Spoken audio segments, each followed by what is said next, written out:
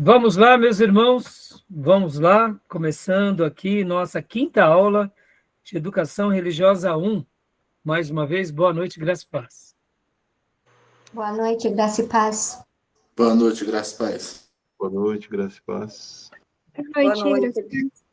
Boa noite, graça e paz. Hoje é a nossa quinta aula e nós teremos nesse módulo apenas 9 encontros, né? Hoje é o nosso quinto dia de aula, nosso quinto encontro. Cada dia são 3 aulas de, em média, 50 minutos, né? E nesse módulo nós estaremos só tendo 9 encontros. Então, hoje nós estaremos concluindo o slide, um dos slides que faz uma síntese, inclusive, sobre um pouco o nosso país. Hoje nós estaremos trabalhando um pouco mais sobre essa questão do crescimento da igreja brasileira. Estaremos falando hoje também um pouco sobre a cosmovisão das religiões aqui no nosso país. E, por último, estaremos falando um pouco sobre discipulado e sobre o método de Jesus. E a partir da próxima aula, nós estaremos trabalhando no livro A Pedagogia de Jesus e assim estaremos concluindo até a nossa última aula, tá bom, meus irmãos? Então, hoje a gente vai fechar aqui essas partes, né, tão importantes, e eu não tenho dúvida que vai ser um momento também muito abençoado para todos nós, tá bom? E, como é costume, gosto sempre de avisar que as nossas aulas são gravadas para que os irmãos possam estar reutilizando esse material. Gravamos também para os alunos em EAD, para que aqueles que fizerem o curso estarão utilizando essas aulas também como parte do currículo, e gravamos também para abençoar o maior número de pessoas onde quer que essas aulas cheguem. Quem quiser entrar em contato conosco, na descrição desse vídeo, dessa aula, ou desses áudios, estão aqui os nossos contatos, tá bom? Então vamos lá, meus irmãos. Hoje a gente vai trabalhar aqui no quinto slide, que a professora Aparecida montou para nós, eu dei uma repaginada neles. Hoje a gente vai continuar falando, né, sobre esses assuntos da pedagogia, mas aqui hoje a gente vai olhar, eu diria, numa ótica um pouco diferente. O que nos aguarda? Quais são os nossos desafios? Porque hoje a gente vai estar falando um pouco sobre o crescimento da igreja ou do evangelho no Brasil, mas, ao mesmo tempo, quais são os nossos grandes desafios? Hoje e daqui a algumas décadas. Eu vou mostrar para vocês algo interessante sobre essa questão, né, do nosso país. Falarei também, como eu disse há pouco, sobre essa questão da cosmovisão, porque muitas vezes a gente não entende muito bem o povo, não entende muito bem as pessoas, e como que a gente vai se fazer compreendido, ou teremos ali uma mensagem bem compreendida, se a gente não compreende a cabeça das pessoas, se a gente não compreende o que elas pensam, né? Podem ver, somos latinos, somos brasileiros, o nosso país ele é praticamente um continente, né? Ou seja, a diversidade entre nós mesmos é imensa. Os nordestinos pensam diferente, né, dos sulistas, como pensam diferente daqueles que vivem, né, no norte do nosso país, ali na região do Amazonas, como as regiões praianas pensam diferente de quem está numa metrópole. Podem ver, nosso país ele tem grandes desafios, né, e grandes mudanças. Então, hoje a gente vai falar sobre essa questão da cosmovisão, olhando um pouco para as religiões em que estão no Brasil. E aí, para que a gente possa entender um pouco melhor, para que a gente possa fazer algumas pontes no ensino. Quando eu falo por um católico, quando eu falo para um espírita, quando eu falo, né, para um budista, quando eu falo para uma pessoa que ela é mais mística, como que a gente deve se comunicar? Como a gente deve entendê-los? Então, a gente vai fazer essa ponte hoje e depois, por último, vamos pensar sobre Jesus, que é o modelo pelo qual é a temática nossa, né? Lembrando que esse módulo ele tem como premissa o objetivo de nos preparar para ensinarmos na nossa igreja local, mas se nós tivermos um êxito muito grande na nossa igreja local, a gente vai poder abençoar também pessoas fora da igreja e abençoar, quem sabe, com esse ensino fazendo com que vidas se convertam, tá bom? Como eu não tenho dúvida que pessoas podem se converter também por causa desse seminário. Não tenho dúvida, porque a gente está trabalhando aqui sobre a palavra de Deus. E se alguém ficar interessado de aprender mais sobre a palavra de Deus e for ler a Bíblia, e o gatilho para essa pessoa ter sido assistir uma das nossas aulas, eu não tenho dúvida que Deus pode estar salvando. Né? Mesmo sendo uma aula mais acadêmica, mais para obreiros, mas eu não tenho dúvida que Deus pode fazer maravilhas, porque onde a gente, né, quando a gente se esbarra na Bíblia, a gente se esbarra com Jesus, né? E se a gente se esbarra com Jesus, só coisa boa acontece, não é assim? Então, meus irmãos, vamos lá. Eu quero ler um texto bíblico aqui com vocês, que está em João. Vou compartilhar aqui com vocês. Evangelho de João, capítulo de número 2, versículos de número 23 ao 25. João 2, 23 ao 25. Né? O irmão ou a irmã que puder, estou compartilhando aqui também na tela, né?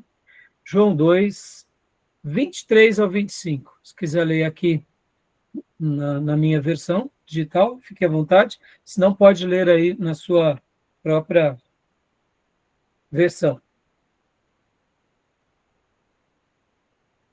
Evangelho de João, capítulo 2, versículos de número 23 ao 25. Vou ler aqui, pastor. Por favor. Ora, estando ele em Jerusalém pela festa da Páscoa... Está me ouvindo bem? Sim, sim. Ora, estando ele em Jerusalém pela festa da Páscoa, muitos, vendo os sinais que fazia, creram no seu nome. Mas o próprio Jesus não confiava a eles, porque conhecia todos, e não necessitava de que alguém lhe desse testemunho do homem, pois bem sabia o que havia no homem. Amém. Percebam, Jesus recebe de bom grado que muitos creem nele. Mas Jesus sabia que muitos estavam crendo nele por causa dos sinais, por causa do interesse, por causa do sobrenatural, e não por causa do próprio Jesus. Sabe aquela ideia? Pessoas se convertem pelos motivos errados. Acontece muito isso. Então, Jesus não confiava a eles nesse sentido. Eles estavam felizes com Jesus porque Jesus tinha acabado de curar várias pessoas. Jesus tinha acabado de fazer milagres. Então, as pessoas começaram a ver Jesus, de uma forma especial, como um profeta, como uma pessoa realmente ali, né, que tinha o poder de Deus. E ali estavam seguindo. Mas Jesus sabia que a motivação não era a real, a motivação mais genuína. Era uma motivação errada. E aqui, esse versículo 25 mostra algo muito interessante que eu quero destacar com vocês. E não necessitava de que alguém lhe desse testemunho do homem, pois bem sabia o que havia no homem. Esse versículo aqui mostra que Jesus conhece a nossa natureza. Ele conhece a natureza humana. Ele sabe o que é a fraqueza humana, o que é a motivação errada humana, ele sabe o que é a limitação humana, e ele tem paciência conosco. Percebam que esse texto aqui, na realidade, a gente vê a longanimidade de Deus, né? A paciência dele. Quantos são aqueles que estão seguindo a Jesus pelos motivos errados? Querem, muitas vezes, fazer a obra de Deus pelos motivos errados. Vão para a igreja pelos motivos errados. Quantos são aqueles que se convertem por causa da moça bonita? Não por causa do Salvador, né? Mas, olha, irmãos, é nessas horas que a gente se fascina, porque mesmo com as nossas motivações erradas, no andar da carruagem, ele vai arrumando o nosso coração, né? E muitas vezes aquele que foi para a igreja por causa da cura, porque tinha uma dor de barriga, ou porque teve um grande problema no emprego, ou porque teve uma privação financeira, ou porque teve uma decepção amorosa, aí vai para a igreja pensando que Deus irá resolver isso. Ao longo dos tempos e dos meses, essa pessoa descobre Jesus, descobre a beleza de Jesus, descobre o quanto ele é realmente esplêndido, que Jesus não veio aqui para realizar as nossas vontades pequenas, mas que ele veio aqui para nos dar a salvação da nossa alma. E aí essas pessoas entram na igreja ou vão a Jesus pelas motivações erradas, mas a bondade de Deus as atinge de tal forma que no andar da vida, do dia a dia, no decorrer daqueles meses, a pessoa tem um encontro real com Jesus. Então, Jesus nos conhece muito bem. E ele nos conhecendo muito bem, o método dele de nos transformar é especial. Para eu fechar aqui essa minha introdução, para a gente ir para os slides. O que me fascina em Deus é a maneira em que ele nos ensina individualmente e também coletivamente. Como eu mencionei aqui, Jesus viu essas pessoas seguindo a ele pela motivação errada. Ele não teve uma alta expectativa dessas pessoas ou desses discípulos. Ele conhecia bem, mas ele era paciente. E ele continuou insistindo. Pode ver, irmãos, é assim que ele vai fazendo conosco. Quantas são as vezes que Deus, no andar da vida, ele vai nos ajustando, né? Ele vai nos consertando, ele vai nos curando, ele vai nos limpando, porque, na realidade, tudo isso só mostra o método dele, da maneira em que ele trabalha em nós, como o jeito que Deus trabalha na nossa vida é especial. E só para eu fechar, percebam, irmãos, tem pessoas que quando vão a Jesus, mesmo pelas motivações erradas, Deus cura. Talvez a gente se pergunte, mas por que Deus cura, sabendo que a motivação é errada? É porque Deus, mesmo vendo a motivação errada de início, ele conhece o futuro, ou seja, ele conhece o amanhã. Então ele até dá a cura hoje, porque dando a cura, aquela pessoa vai se sentir importante, vai se sentir amada ou amado. Aquela pessoa que vai para a igreja por causa de uma crise amorosa, de alguma forma Deus resolve aquela crise, quem sabe curando aquele coração, quem sabe apaziguando aquela vida, ou quem sabe restaurando aquele relacionamento. Mas mesmo que a motivação seja errada, seja pequena, Deus conhece lá na frente. E ele sabe que aquele milagre, aquela resposta, aquela palavra vai ser o gatilho que vai gerar um verdadeiro discípulo amanhã. Ou seja, é o método, é a didática, é o jeito do mestre trabalhar na nossa vida. Não foi assim? Percebam, para eu ilustrar aqui com o apóstolo Pedro. Jesus chega para Pedro e para os demais ali pescadores, né, André, Tiago e João, e fala, sigam-me. E Pedro, siga-me, porque eu farei de você pescador de homens. Ora, Pedro, quando a gente olha Pedro ali no começo do ministério, ele passa 3 anos a 3 anos e meio até o final do ministério, porque quando Jesus está ali, né, perto da sua morte, a gente vê que Pedro ainda não tinha nem se convertido, ou seja, Jesus gastou tanto tempo com Pedro, e Pedro ele vai se converter somente ali no final. Aí talvez a gente diga assim, mas por que Jesus insistiu tanto em Pedro? Porque ele conhecia que Pedro um dia seria tudo aquilo que de fato se tornou. Então tem vezes que nós não entendemos o trabalhar de Deus. E por isso que todos nós aqui estamos na escola do Nazareno. E na escola dele, a forma que ele trabalha em nós e por nós é algo único, exclusivo e especial na vida de cada um. Foi assim com Pedro, foi assim com os apóstolos, será assim com a gente também. Pode ver que Jesus ali no finalzinho da sua vida diz, Pedro, quando tu te converteres, cuida dos seus irmãos, né? Dando a ideia de, ainda você não está convertido, Pedro, 100%. Ou seja, ele caminhou tanto tempo com Jesus, fez tanto para Jesus, mas ainda não estava 100% pronto. Aí no Pentecostes, Pedro ficou pronto. Aí eu diria, que aquele momento em que Jesus morre, ressuscita, aparece, ali foi o grande momento da verdadeira conversão de Pedro, né? E o Pentecostes em especial. E aí Pedro estava pronto no Pentecostes. Mas e aí, pastor? Não, e Pedro continuou crescendo. Ele vai continuar crescendo porque assim é na nossa vida. Tá bom, meus irmãos? Então, deixo assim essa breve palavra, né? Porque o Senhor conhece o que somos. E a maneira que Ele trabalha conosco, ou em nós, é única, exclusiva e especial. Sempre vai ser assim. Tá bom? Então, vamos lá, meus irmãos. Deixa eu compartilhar aqui, né, o 5º slide hoje com vocês. A gente vai estar trabalhando sobre o crescimento da igreja, né? E as diferentes cosmovisões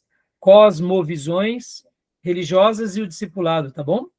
Então, a gente vai estar trabalhando sobre essa temática hoje, tá bom? Antes disso, né, deixa eu mostrar aqui para vocês, para a gente falar do crescimento da igreja no Brasil, a gente tem que entender um pouquinho, né, as estatísticas do IBGE. Então, só para vocês terem uma ideia, qual é a população que está aqui no nosso país, né, irmãos? Hoje, até 2022, a última estatística, tá, do IBGE, constava esse número, a população brasileira. Aqui é o último dado oficial, tá?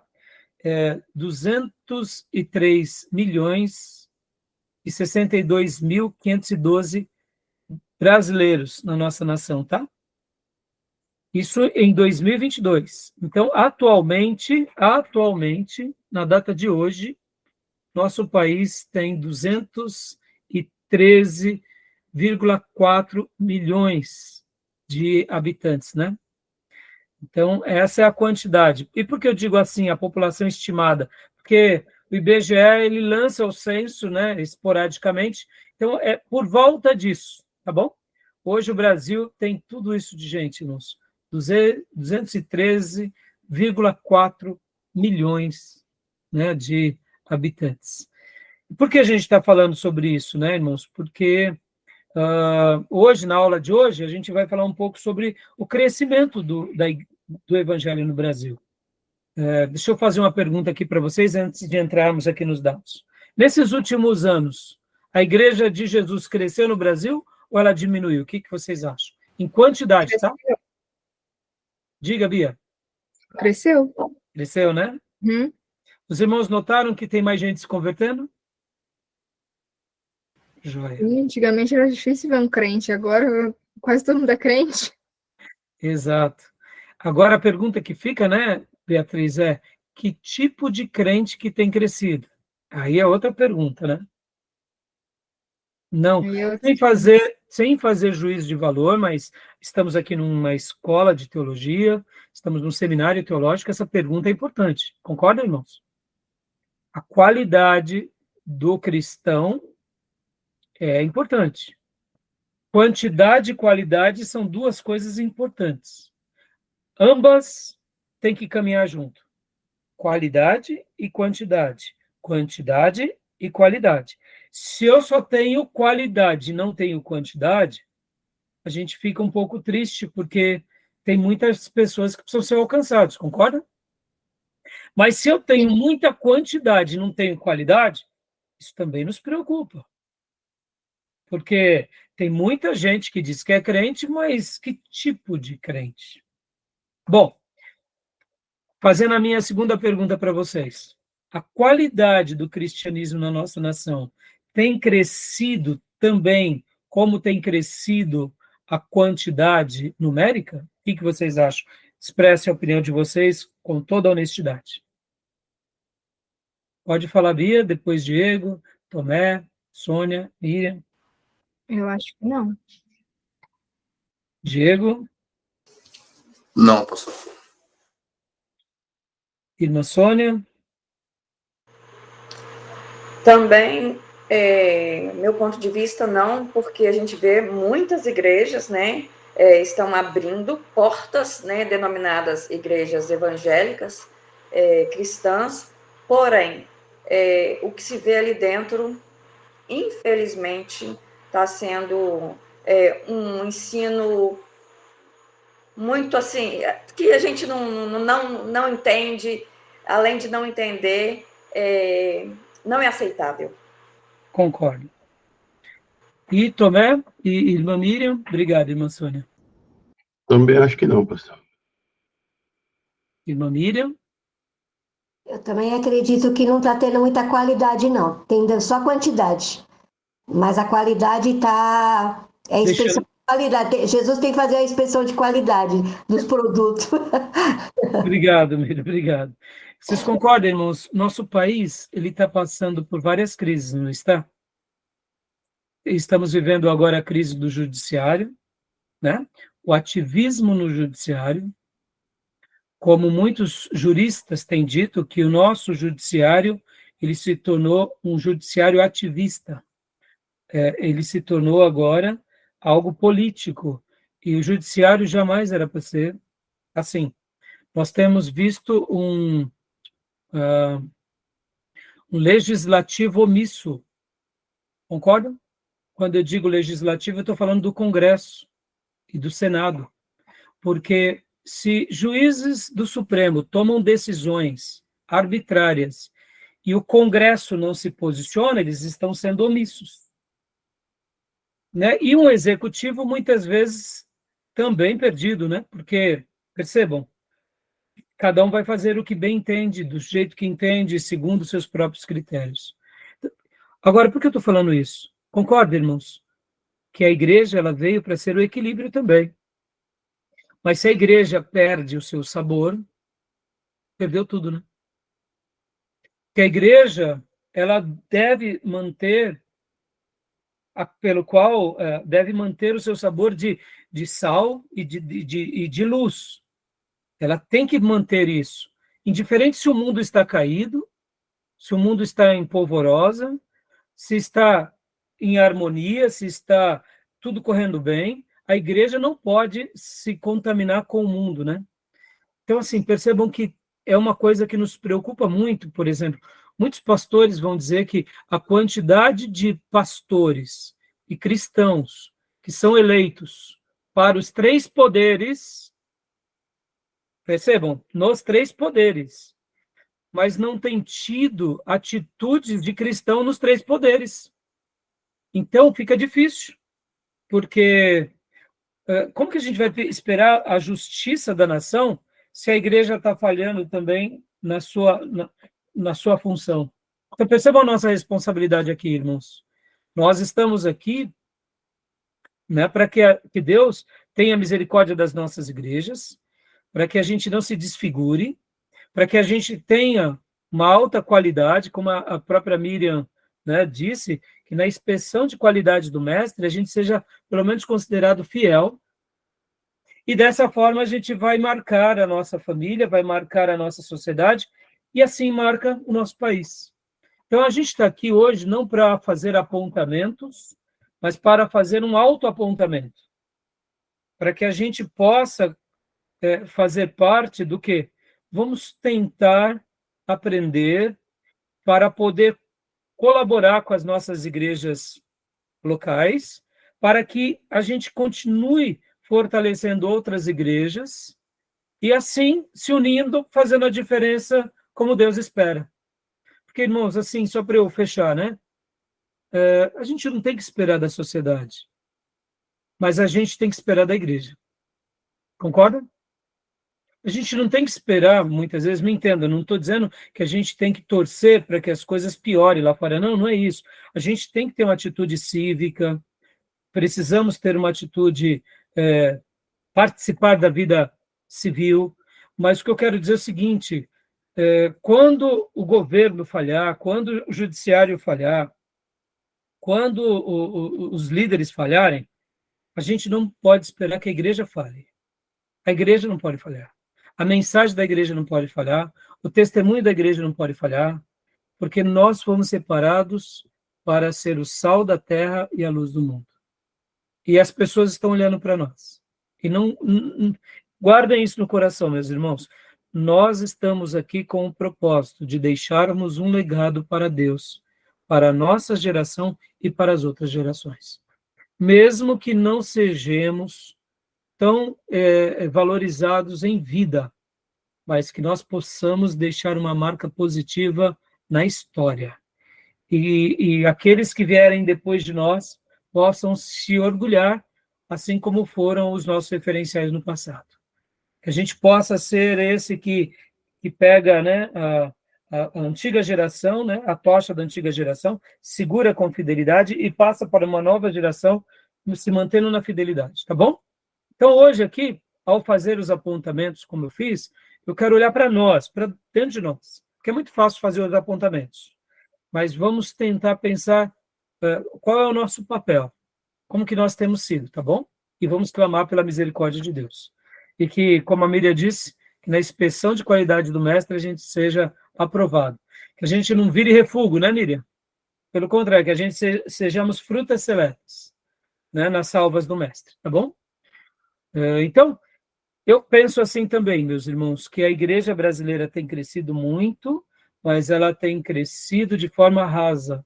Isso me preocupa. E é por isso que nós montamos a nossa escola de teologia, para gerar e contribuir na vida de irmãos, irmãs, obreiros, e, quem sabe, alunos do seminário, professores, pastores, para que eles se aprofundem, aprendendo conosco e com as literaturas que vamos disponibilizando, para que eles realmente não se enveredam para esse cristianismo, eu diria, raso, para esse cristianismo sintético, para esse cristianismo que não tem conteúdo e nem compromisso. Porque lembra no texto que a gente acabou de ler?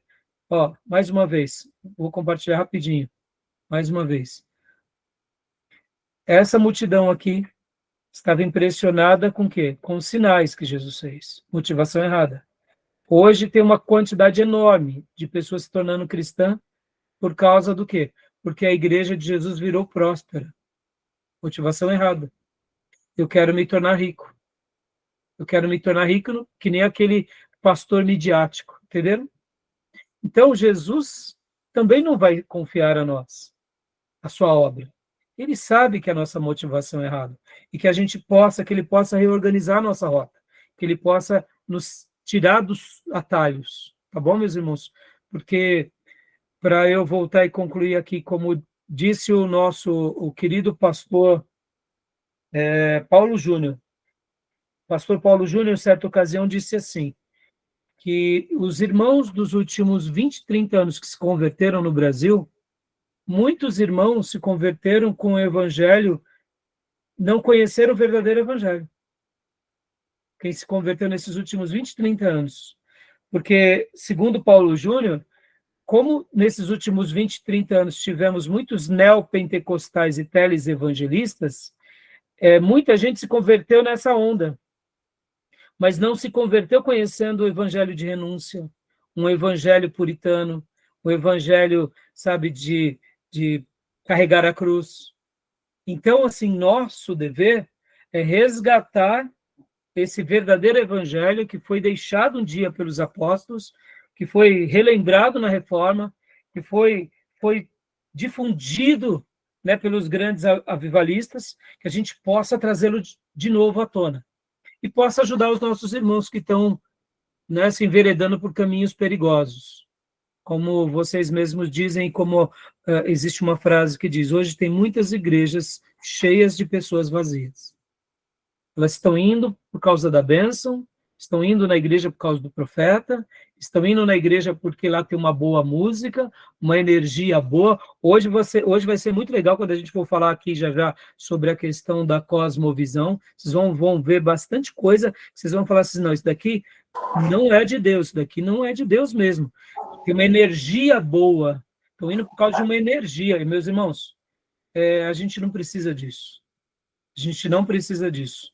Se Jesus não me atrai à igreja, não vai ser um pastor engraçado, não vai ser um programa midiático, não vai ser uma banda que vai preencher o vazio da nossa alma. O único que preenche o vazio da nossa alma para sempre, o nome dele é Jesus Cristo, e não há outro, tá bom? Então, mas agora, voltando aqui, né, irmãos, e olha o desafio que nós temos pela frente, 213 milhões de pessoas, né? E olha só que interessante, agora no próximo slide. Olha que legal isso daqui, ó. Isso daqui é uma estatística, tá? Da previsão de queda da população a partir de 2042. Ou seja, no ano 2000, éramos 174 milhões, 175, quase 175 milhões de habitantes. Em 2024 para 2025, né? Ó, então, nós estamos aqui entre 212 milhões a 213 milhões de habitantes.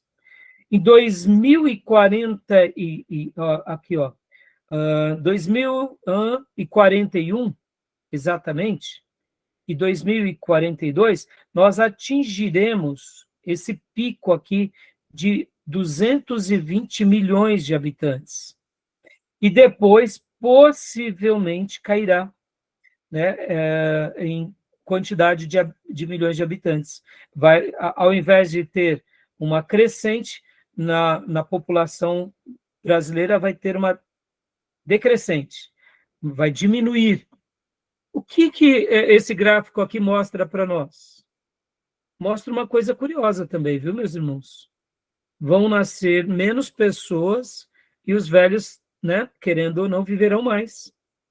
Então, possivelmente, olha, 2041, 42. Estamos em 2025. Eu já não vou estar aqui, não. Hã? Eu não vou estar aqui, não, desse 41 aí já. Você para de falar bobeira, tá? Que você tem muita lenha para queimar, tá bom? Por isso que vai ter menos gente. Muitas de nós não vão estar aqui. Tá, vai sim, vamos estar ainda jogando bola. Voltando aqui. Aqui, meus irmãos, olha que daqui a 15, 16 anos, olha que interessante, entre 15 e 17 anos, vai parar de crescer e vai começar a diminuir, ou seja, nascerão menos crianças e os velhos, né, estarão morrendo, eu diria, numa proporção, eu diria, com menos intensidade, então vai ter esse desequilíbrio, né? Parece bobeira, mas isso daqui é uma coisa que a gente também tem que estar preparado, porque daqui em diante os membros das igrejas mudarão um pouco a faixa, viu? Geralmente as igrejas, a maioria das igrejas ela é composta do quê? De jovens e adolescentes. Então vai chegar uma hora que também terão menos jovens e menos adolescentes e mais idosos, né? Aqui a gente tem que se preparar para que a gente esteja preparado para esse momento, e não só isso, mas para que haja uma agenda também na igreja no que se diz respeito à educação. A gente não está aqui numa aula de educação cristã? Ou seja, a população de pessoas da terceira e quarta idade no nosso país vai aumentar. Ou as nossas igrejas, que hoje são compostas pela maioria de jovens, vão ser igrejas de pessoas adultas e da terceira idade. E se nós não tivermos um bom programa para eles vão se ocupar de outras coisas, concordam? Então, olha como é importante, me entenda, agora talvez você diga assim, pastor, então a gente vai ter estou falando programa de ensino, irmãos, ocupar os nossos irmãos com classes, com estudos, né? Atividades. Concorda, irmão, que o pessoal da terceira idade tem que ser assistido também? E bem assistido? Muitas vezes, irmãos, a gente gosta muito dos jovens, porque os jovens têm energia, mas quem é a coluna vertebral da igreja, irmãos? Geralmente, a coluna vertebral da igreja são aqueles que mais oram. E quem são essas pessoas? Geralmente, são as irmãs ou as anciãs da igreja, não é assim? Ou os anciãos. Eles não têm tanto vigor quanto os jovens, mas agora têm maturidade e agora eles têm espiritualidade e experiência. Então, percebam que aqui vai ser um momento também muito importante para que a gente se prepare, né? Porque eu estou com 54 anos. Eu vou estar com 70 anos. Né? Eu tenho que estar bem para continuar servindo e também tendo uma agenda para os meus irmãos de 70 anos. E para os meus irmãos de 80, né, Miriam? Quando chegar lá. Né? Então, assim, Percebam, irmãos, é interessante, né? Agora, olha só que interessante também, meus irmãos.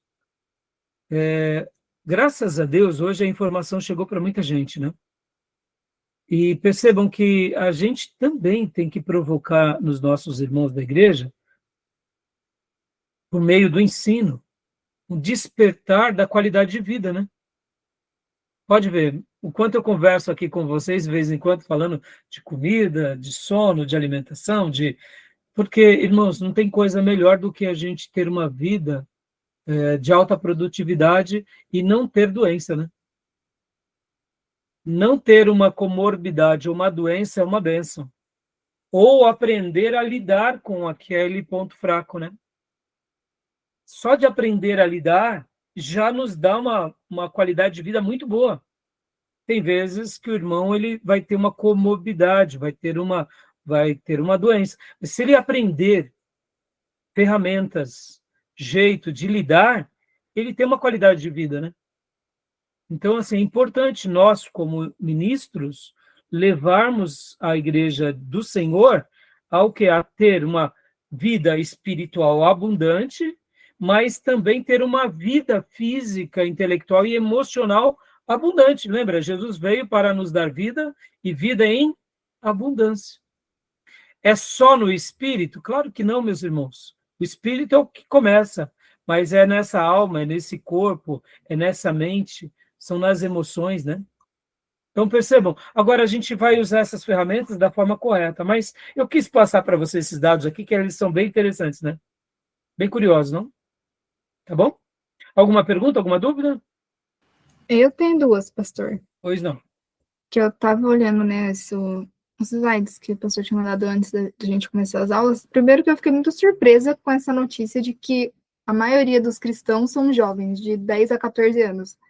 Porque como assim, né? Assim, a igreja está sendo sustentada, assim, em maior parte pelos jovens, sendo que os jovens estão passando tanta coisa, assim, para tentar obedecer a Deus, manter a santidade e tudo mais, e tantos testemunhos que a gente ouve, né, de jovens que saem e voltam. Então, já não é uma coisa assim que a gente espera, né? Sim. E ainda mais que lá também está falando que a partir dos 40 anos, geralmente a tendência é que o evangelho decaia. Então, como é que a igreja no futuro vai ser a maioria de idosos, sendo que a tendência é que os idosos deixem de crer? Então, assim, a gente não pode pegar essas estatísticas, né, Beatriz, também a ferro e fogo, né? Sabe assim? Mas elas servem para nós só para nos, né, para nos orientar e nos pontuar. Beatriz, tudo pode acontecer, pode vir um avivamento maravilhoso na nossa nação. E essa estatística, essas previsões mudem tudo, entendeu? Como pode vir uma apostasia,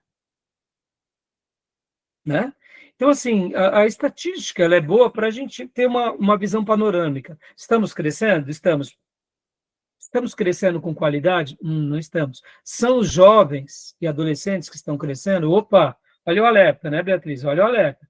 É jovens e adolescentes. Ou seja, a gente tem que ter um programa de Bíblia para esses jovens. Porque se a gente não der Bíblia para eles, eles vão ficar no smartphone e nas redes sociais perdendo tempo. Ou seja, percebam, olha os desafios que a gente tem. Temos o desafio como igreja local e temos o desafio como família, né? Ou seja, os pais têm que ser presentes. Irmãos, a gente não pode transferir tudo para a igreja, né, e para o pastor, porque é o pastor, a liderança de uma igreja, junto com cada família. A família fazendo o papel em casa, fazendo valer, e aí o pastor depois, ou seja, é que nem os tios do infantil, né? Tem famílias que pegam as crianças, são uns atentados, são uns giraia, né? E aí joga lá na classe da escola bíblica e fala assim, tia do infantil, manda embora, né, o espírito do giraia do meu filho. Não é assim que resolve o negócio, né? A mãe não educa, a mãe não lê a Bíblia junto, a mãe não corrige, a mãe deixa o filho jogado, assistindo o que quer, não tem regra, não tem lei, e aí chega na igreja e fala, resolve, tio. Não vai resolver. É um pai e uma mãe omissa, né, Beatriz? Você entende, Beatriz? Por isso que a igreja é saudável, e aqui fica um desafio para nós, né? Igrejas saudáveis, igrejas que tenham saúde, né, Beatriz?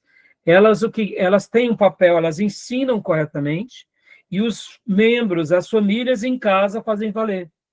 E aí as famílias, quando tem um problema, trazem para a igreja, e aí o pastor dá as diretrizes, e a família aplica. Ou seja, nessa interação é onde entra o equilíbrio, né, entre o privado do lar e o macro da igreja, que naturalmente cria o que vai criando saúde, e o resultado direto e imediato é que até a sociedade vai ser abençoada. Agora, olha que interessante. Se eu tenho uma família saudável e a minha igreja ela é doente, perceba, irmãos, os ensinos... Eu tenho uma família saudável, mas os ensinos lá na igreja só de ficar rico, de prosperidade, de visibilidade, de cristianismo do Jesus fofinho, complicou, né? A minha família é saudável, mas a igreja prega um evangelho sintético. Então, assim, por isso que a gente tem que... Não dá para a gente, Beatriz, olhar para o futuro, e guarde isso, tá, filha? Você é a mascote da turma. Deus vai cuidar da nação, viu? Deus vai cuidar da gente. Pensa assim, pensa com esperança, sabe? Eu sei que os falsos profetas estão por aí, mas vamos orar pelos bons profetas, para Deus continuar enchendo eles com graça, para Deus continuar levantando mais profetas, você entendeu? Para a gente não perder a esperança. Tem a igreja que está cheia de pessoas, com um programa muito vazio, muitas coisas midiáticas, mas tem muita gente boa fazendo uma obra linda aí. Então vamos sonhar que Deus vai continuar, porque senão a gente fica muito sem a esperança, né? E aí é ruim, né? Então, Beatriz, respondendo, né? A igreja ela tem muito esses adolescentes e esses jovens, porque, graças a Deus, essas famílias que estão se convertendo estão nascendo crianças lá dentro e eles estão se mantendo na igreja, e querendo ou não, vamos lá, é um pai e uma mãe que gera 3 filhos, ou seja, eram 2 pessoas, agora já são 5, né? Olha a estatística, né? Então, quantitativamente, essa igreja está se mantendo. Mas o grande desafio é esse, é a manutenção, né? É a verdadeira conversão, é a verdadeira decisão. Por isso que nós, irmãos, não podemos dar às pessoas um cristianismo raso, mas, ao mesmo tempo, a gente tem que saber dialogar com as pessoas, dialogar com esses jovens. A gente não pode praticar aquele cristianismo negacionista ou simplista, né? Não, você não pode isso porque não pode. Você não pode assistir TV porque não pode. Lembra, irmãos, há 30 anos atrás, tinham igrejas que não podiam assistir TV. Tá bom. Hoje todo mundo tem TV. Onde? No celular. Impediu? E essas igrejas que não podiam, hoje estão fazendo as transmissões dos cultos pelo computador. Eu te digo, é a mesma coisa, não é? Eles perderam a chance de ensinar correto há 30, 40 anos atrás, porque eles foram simplistas. Percebam, hoje, qual é o nosso grande desafio? Vamos fugir do simplismo. Vamos aceitar os desafios.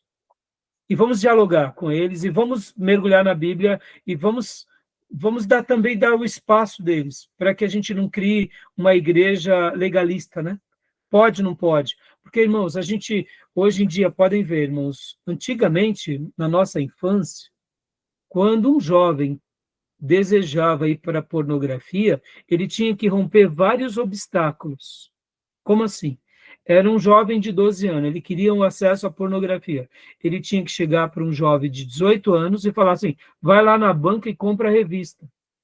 Por exemplo, pornográfica, que era uma coisa só para maiores de idade. Mas se ele não tinha ninguém, ele tinha que corromper o dono da banca. Ele tinha que pagar um dinheiro lá para comprar 5 por uma, para poder levar. E depois, chegava em casa, o que ele fazia? O jovem, ele escondia a revista. Aí, quando a mãe achava, batia. Ou seja, ele tinha vários obstáculos. E hoje, irmãos? Hoje, a gente está a um clique da pornografia. Tem hora que você está entrando na internet... Se você não tomar cuidado, o logaritmo abre 1, abre 2, quando você vai ver, está empesteado. Ou seja, hoje não temos mais esses obstáculos. Se nós não tomarmos cuidado, a criança de 2 anos de idade vai estar vendo cenas horrorosas no computador, no celular, na televisão. Qual é o nosso desafio hoje? É ensinar. É mostrar. olha, Deus não gosta disso, por causa daquilo, isso não faz bem para vocês. Ou seja, percebam, a gente também não pode ir para o simplismo. Entendeu, Beatriz? Então, Beatriz, a dúvida que você teve, eu não sei se eu te ajudei, né? E quando eles falam na estatística que depois dos 40 anos muitos deixam, é porque, agora, vou explicar para você, Beatriz e irmãos, estatisticamente, existe um levantamento que é mais ou menos esse. Igrejas históricas e igrejas pentecostais. Das igrejas históricas, opa, eu fiz errado aqui, histórica com H, desculpe. Igrejas históricas e igrejas pentecostais. Das igrejas históricas ou tradicionais ou igrejas mais conservadoras, de forma per capita, tá? Para cada 10 pessoas que se convertem, tem uma estatística, eu não recordo agora qual é, depois eu posso até pesquisar e passar para vocês. Para cada 10 pessoas que se convertem, 2 desviam. 8 se mantêm firme durante toda a sua vida. Nas igrejas pentecostais, para cada 10 pessoas que se convertem, 8 desviam. 2 se mantêm firme. Qual que é o problema aqui, meus irmãos? Aqui tem um problemão. Qual que é o problemão que a gente encontra? A gente encontra aqui, ó. Porque quando 2 históricos se desviam, eles se desviam porque, de repente, eles falam, não, eu não quero mais seguir, estou cansado, e etc. e tal. Mas essa igreja histórica, uma igreja histórica, geralmente ela é uma igreja que tem mais ensino, concorda? Ela tem mais ensino. A gente não vê as igrejas históricas, na sua grande maioria, com escândalos. Ou seja, maus testemunhos não tem. Então a pessoa desvia porque ela quis, ela não quer mais ir para a igreja, ela acha que está perdendo tempo dentro da igreja. Então, muitas vezes, o motivo que ele sai da igreja, os mais variados. Agora, e das igrejas pentecostais e neopentecostais? Por que o índice é tão grande, irmãos? Porque, em primeiro lugar, na igreja pentecostal ou neopentecostal, a base não é o ensino, a base é o poder. A base deles é o sobrenatural, é o emocional. Então, e aqui outra coisa, eles não estão muito preocupados com os testemunhos, porque se profetizou e não deu certo, é você que não creu. Pode ver, nas igrejas pentecostais, não estou generalizando, tá, meus irmãos, mas vocês sabem disso. O testemunho é relativo. Se você está dentro da igreja, você é apreciado. Se você está fora da igreja, você é um desviado, não é assim? Então, o mau testemunho é imenso. Então, o que acontece? Muitas pessoas que se desviam das igrejas históricas, ou melhor, pentecostais, vamos dizer assim, eles nunca se converteram de verdade, irmãos. Eles foram lá por causa do poder, eles foram lá por causa do milagre, do inusitado, da porta que se abre. Ou seja, pior do que um não crente é um crente desviado. Concorda? Pior do que um não crente é um crente desviado, porque o crente desviado diz, eu já tentei e não tive êxito. Então, Beatriz, essa estatística, ela acaba apontando, eu diria, grandemente esse grupo aqui. Não que o grupo histórico não seja afetado. E também tem aqui, ó, uma taxa também. Mas, como eu disse, a questão do ensino é zelada nas igrejas históricas, irmãos. E aqui, ó, irmãos, quando eu preciso fazer uma crítica à igreja histórica, eu faço. Quando eu preciso fazer uma crítica à igreja pentecostal, eu faço. Então, me entenda, eu estou aqui dando dados, tá bom? Com certeza, vocês devem conhecer mais irmãos que se desviaram de igrejas avivadas e pentecostais e neopentecostais do que igrejas históricas. É ou não é? Tudo bem que existem mais em quantidade, mas percebam, os irmãos que se convertem numa igreja histórica, antes de ser batizados, eles são discipulados, antes de ser batizados, eles são treinados, e na igreja pentecostal e neopentecostal, não tem nem classe, irmãos. Aceitou Jesus, no mesmo dia já batiza, ou seja, a pessoa não sabe nem por que está batizando. Você está entendendo? Esse é o ponto pelo qual as estatísticas apontam esse dado de pessoas acima dos 40 anos. Entendeu, Beatriz? Que ele foi para a igreja para prosperar. Ele foi para a igreja para acertar o casamento. Ele não foi para a igreja porque ele se considerou, ou ele viu que ele era um pecador, entendeu, Beatriz? Esse é o ponto.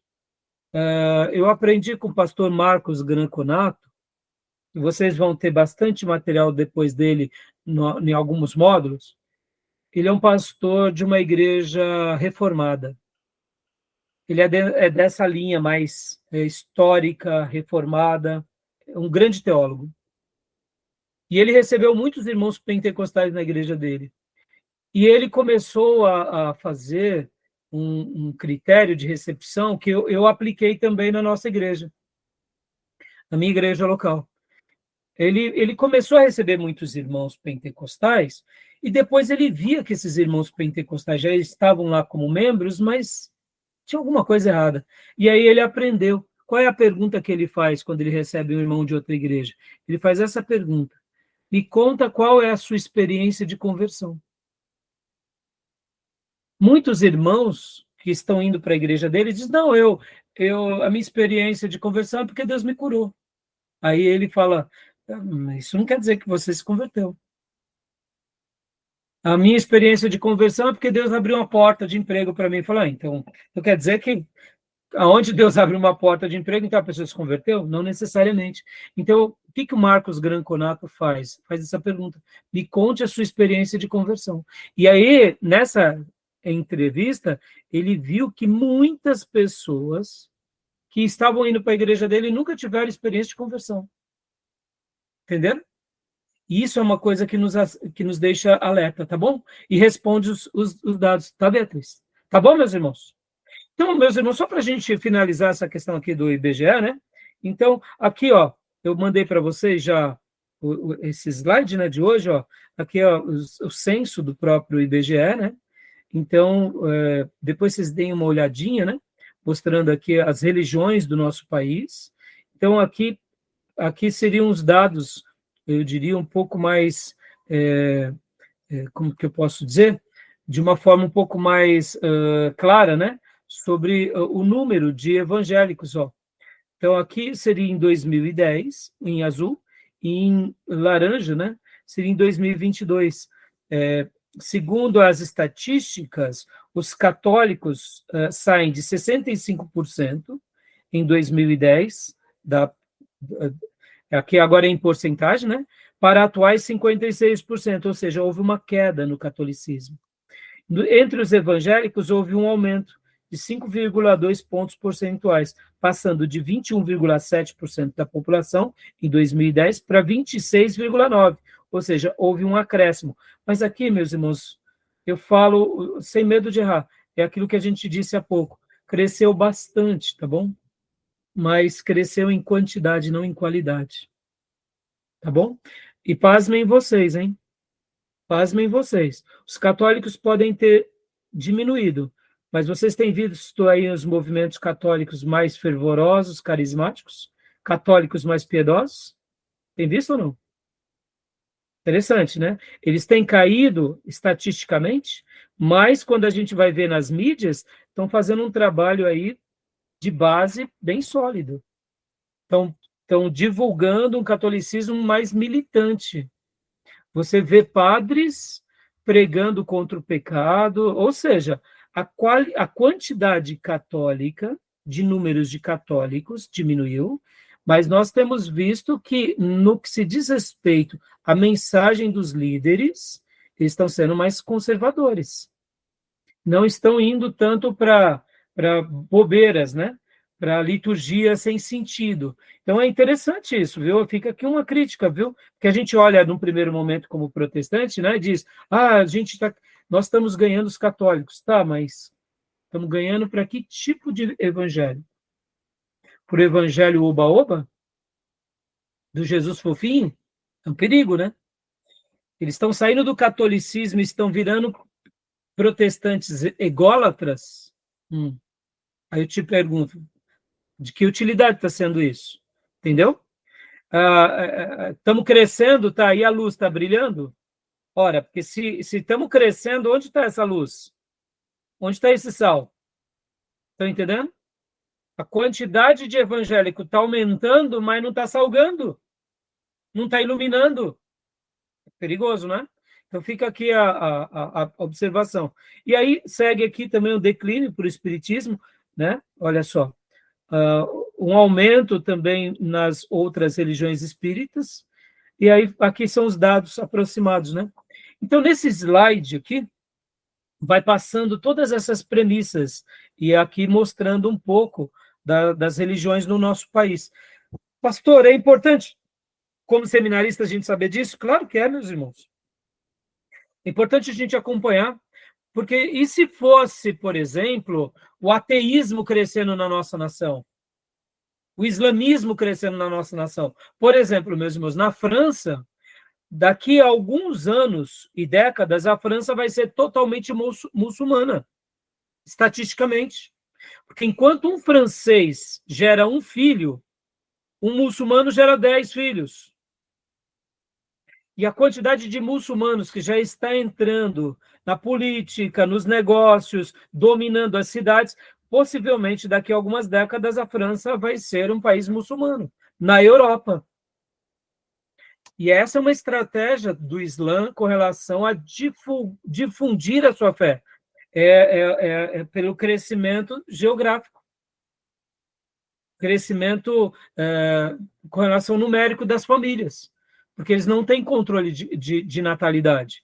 Isso faz parte do Islã, entenderam? Muitos países se tornaram islâmicos por causa disso, porque quando você vai ver já é a maioria. Irmãos, a gente não percebe isso, mas pensam assim, dois jovens, né, de 20 anos, eles casam, 20 e poucos anos. Se aí eles têm um filho, aí daqui a próxima geração, ou seja, em 100 anos, essa família vai ter, sei lá, 10 pessoas. Agora, se uma família de muçulmanos casa, e eles têm 10 filhos, e cada um... Aqui, meus irmãos, dá 1.000 pessoas. 2.000 pessoas. Enquanto um tem 100, outros tem 100, 200, 300 vezes a mais, entendeu? Então, questões de poucas gerações, o crescimento é exponencial. Interessante, né? É importante a gente acompanhar esses dados, tá bom? Então, depois vocês deem uma olhada, né? Eu passei para vocês no slide, mostrando um pouco aqui todas essas questões, tá bom? A questão da alfabetização, meus irmãos, isso é muito importante também, viu? Essa questão da alfabetização, né? Porque, querendo ou não, a igreja deve fazer parte disso daqui também, né? Outra questão, olha só que interessante, o nível de instrução, ó. Olha só que interessante aqui, ó. Os espíritas são os mais instruídos, viu? Os espíritas, os umbandistas, depois vem as outras religiões, e depois vem aqui, ó, sem religião, e depois vem os católicos. Ó, nós evangélicos aqui. Nós estamos perdendo aqui para quase todos. Vem cá. Isso daqui está totalmente estranho. Historicamente, os evangélicos, eles sempre foram quem? Quem levava a instrução. Estão entendendo o perigo de um evangelho água com açúcar?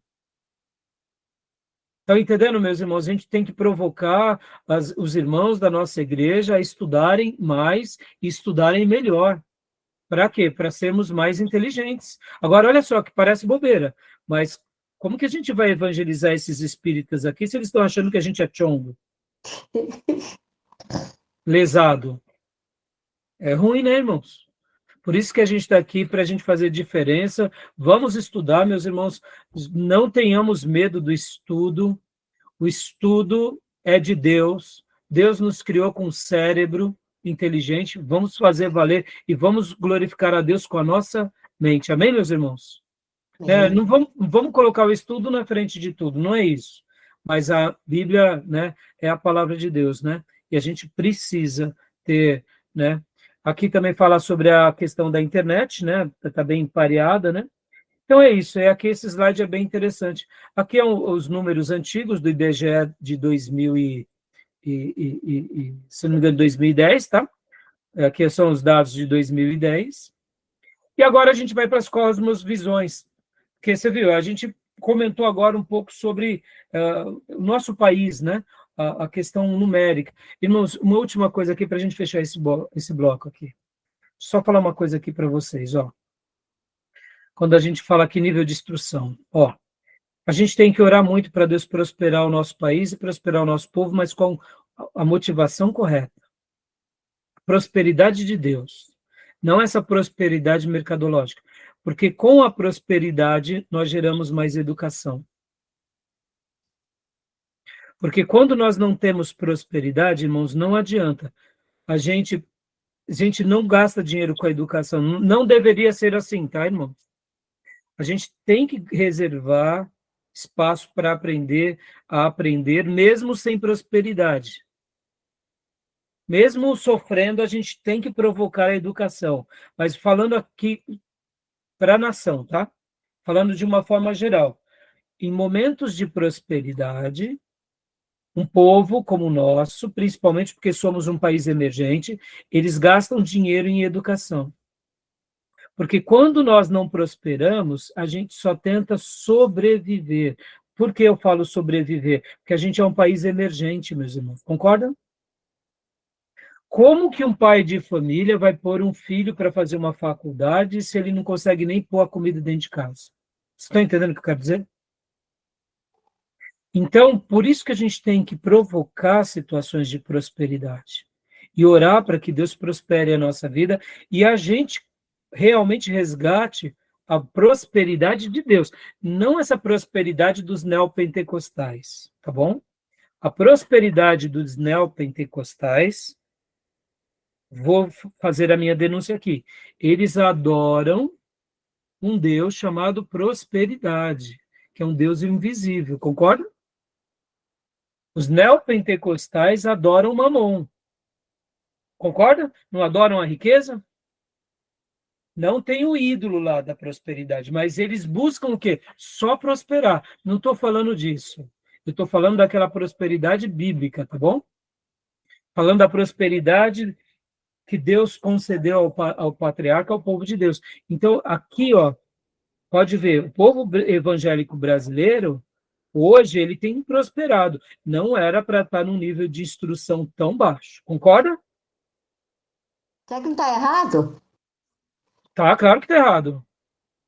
Tá errado, filha. Mas por que tá errado? Porque eles estão querendo prosperar para viajar, para construir o seu próprio reininho nessa terra, Miriam. Porque no momento que eu prospero, o que eu tenho que fazer, Miriam? Eu tenho que provocar situações onde a minha família faça uma faculdade, monte uma empresa, concorda? Não, aí eu prospero e eu vou pensar em, por exemplo, vou comprar um iPhone. Nada contra comprar um iPhone. Mas percebam, eu prosperei um pouquinho, eu tenho que trocar de carro, eu tenho que ter um carro zero. Meus irmãos, nada contra você ter um carro zero, ter uma casa melhor, mas a gente tem que ter uma mentalidade de parcimônia. O que é a parcimônia? É a arte de poupar, é a arte de guardar para reinvestir, para ter mais.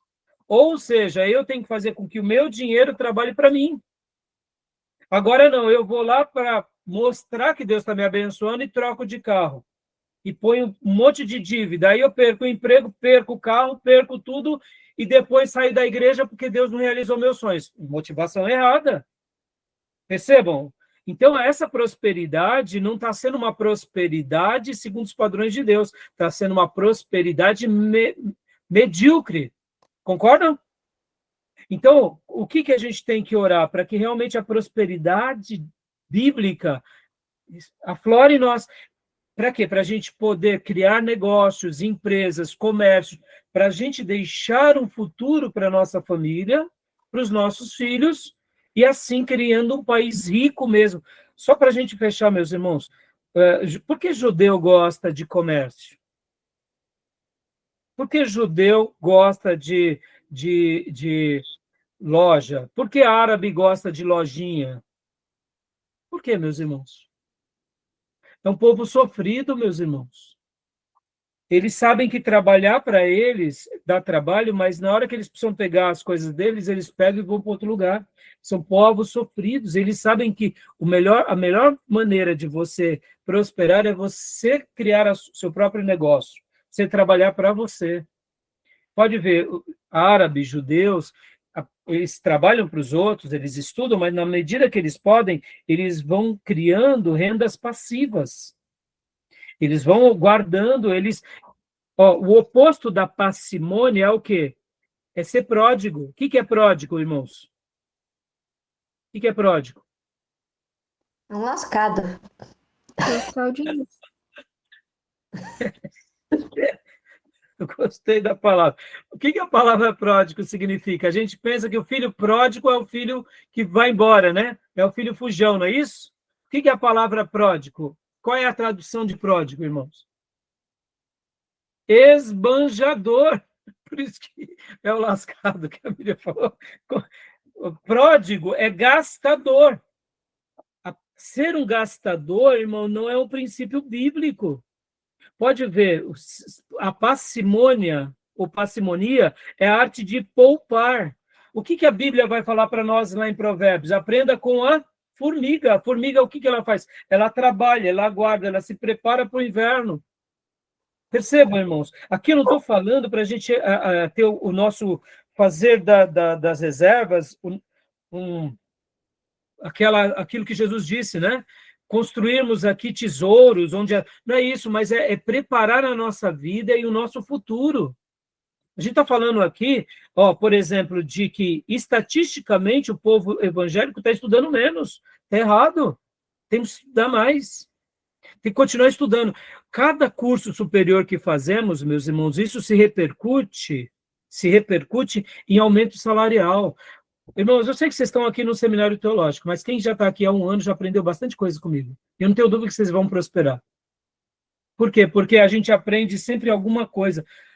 Tudo que a gente aprende se traduz em recompensas monetárias, recompensas humanas também. E, claro, que no nosso caso aqui, principalmente é espiritual. A nossa proposta aqui é espiritual. Mas concorda que toda a prosperidade espiritual, ela deságua também na vida física? Estão entendendo?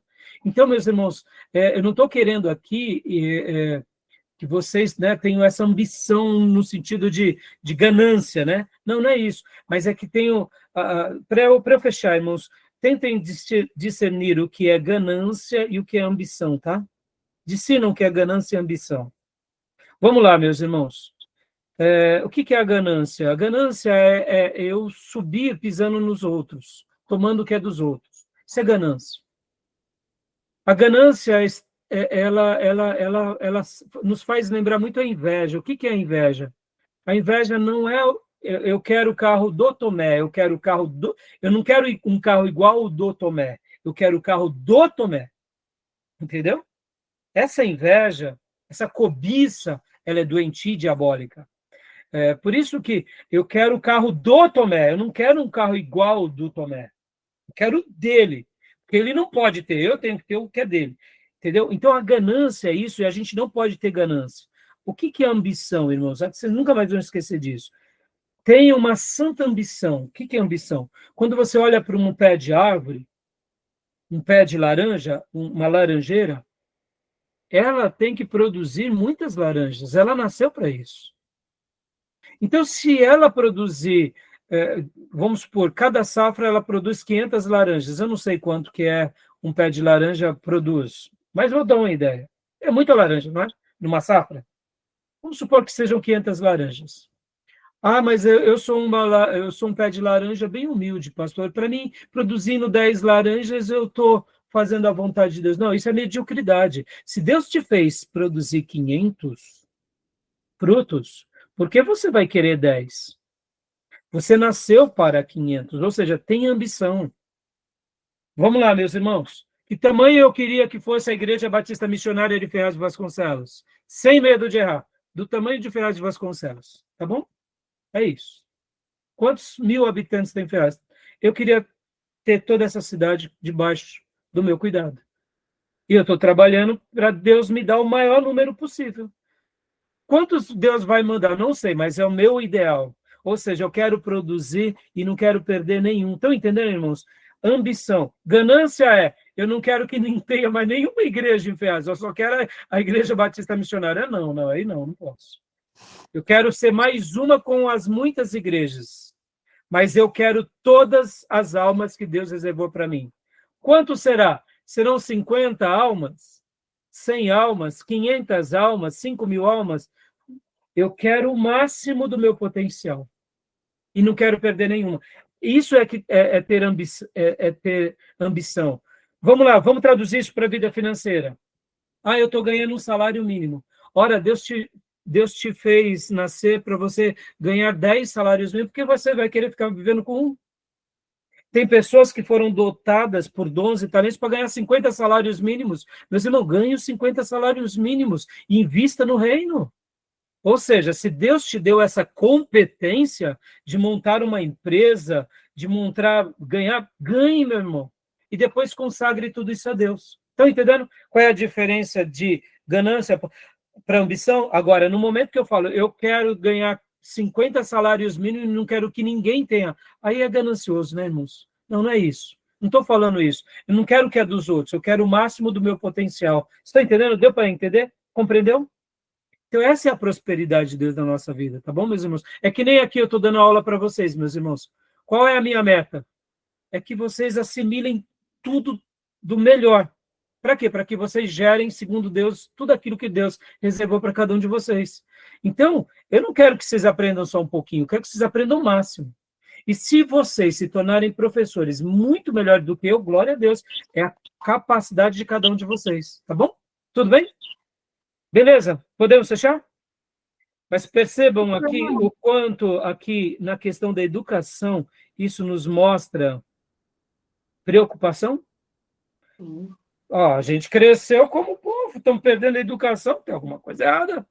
Poxa, a gente seguimos a Deus que temos um livro e não estamos lendo o livro. É esquisito, né? Diga, quem foi que perguntou? Eu. Num dos slides anteriores, está mostrando que em todas as religiões, a maioria da população são mulheres. Você sabe dizer por que isso acontece? Sim, tem uma explicação. Sabe qual, Beatriz? A explicação é porque, geralmente, a mulher ela é mais passional. A mulher ela é mais do coração. Então, ela se inclina aos fatores religiosos com mais facilidade. E também outra explicação, por que a maioria das conversões se dão, Beatriz, entre a adolescência e a juventude? Porque são os grandes momentos de decisões das pessoas. Os jovens tomam as grandes decisões da sua vida, aonde? Não é aqui? No início da adolescência para a juventude? Segundo os especialistas, Beatriz, nós tomamos de 3 a 5 grandes decisões da nossa vida. E é nesse período que geralmente a gente toma. Quando eu digo grandes decisões, por exemplo, hoje, os especialistas eles vão dizer que diariamente nós tomamos coisas de dezenas de decisões. Que roupa eu vou usar, o que eu vou comer, o que eu vou beber, que horas eu vou chegar. Por exemplo, durante o dia, que caminho eu vou pegar, não é assim? Durante o dia, nós tomamos uma média de 30 decisões, eu não lembro agora o número, tá?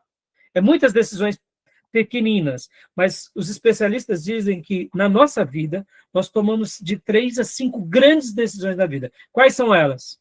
O que eu quero ser na minha vida como profissão, não é assim? Com quem que eu vou me casar, não é assim? Que religião que eu vou seguir, não é? Já foi 3 aqui, ó. Não é? Não deu certo uma... Perceba, nós não tomamos 20 grandes decisões na vida. Não dá tempo, né? Forrest Gump, lembra aquele filme, né? Forrest Gump, que ele virava, cada período, ele virava aquele filme com Tom Hanks, se eu não me engano, que ele virava corredor, aí depois ele virava outra coisa. Não dá tempo na vida, não é assim? Você não consegue ser um esportista muito bem-sucedido, um advogado muito bem-sucedido, um juiz muito bem-sucedido. Não dá para ser assim, né?